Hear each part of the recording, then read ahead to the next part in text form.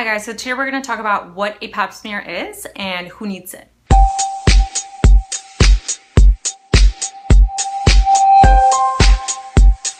A pap smear is a screening test for cervical cancer only. So a pap smear won't tell you if you have an STD, and it's not something that is used to see if you have an infection. It'll only tell you if you have cervical cancer, cancer of the cervix. So we usually start checking for cervical cancer at the age of 21, regardless of sexual activity. So it doesn't matter if you started your sexual activity at a younger age. At age 21 is when you should have your first pap smear. If you're older than 21 and you've never seen a gynecologist, then at the first time you go see a gynecologist, that's when you should have your first pap smear. We have you laid down like this on the table. We have this stirrup, so we'll have you laid down and dressed from the waist down, put 1 foot here on each side of the stirrup like this. And then we'll choose a speculum size. So the blue one is the large, the green one is the middle, and the white is the small speculum. So this will go inside the vagina. We apply a little bit of a gel on the speculum before we insert into the vagina. This is the speculum. It has a little light at the end. We put a little bit of gel on it before we go in. And then this is what the pap smear collection kit looks like. It's 2 swabs, 1 little brush like this.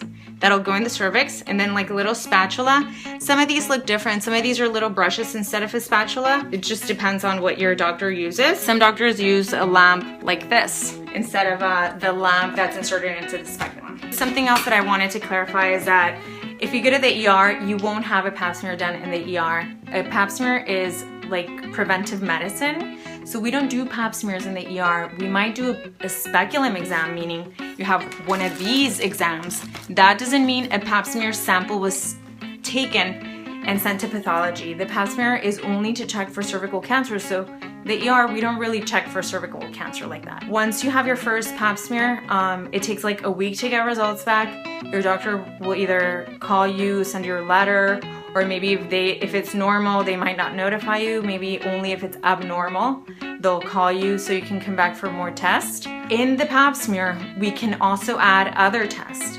So within the pap smear, we can add to check for gonorrhea and chlamydia. And sometimes we can also add to check for bacterial infections or yeast infection.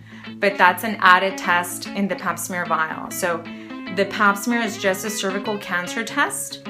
And to that test, we can add and ask the lab to check for other things. But if you're having a pap smear done, it's only for cervical cancer. There's a lot of misconceptions that you're being checked for infections. So something that does come up on the pap smear is human papillomavirus infection. And that virus will only cause an increased risk of cervical cancer.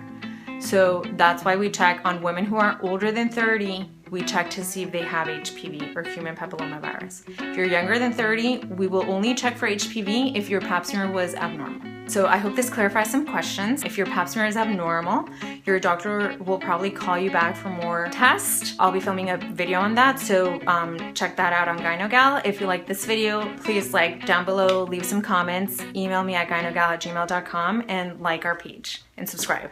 I'll see you next week. Liner, but basically a pad looks the same except that it's thicker. So it looks like this. You should probably go change your pad every time you go to the bathroom. So maybe 6 to 7 times a day. And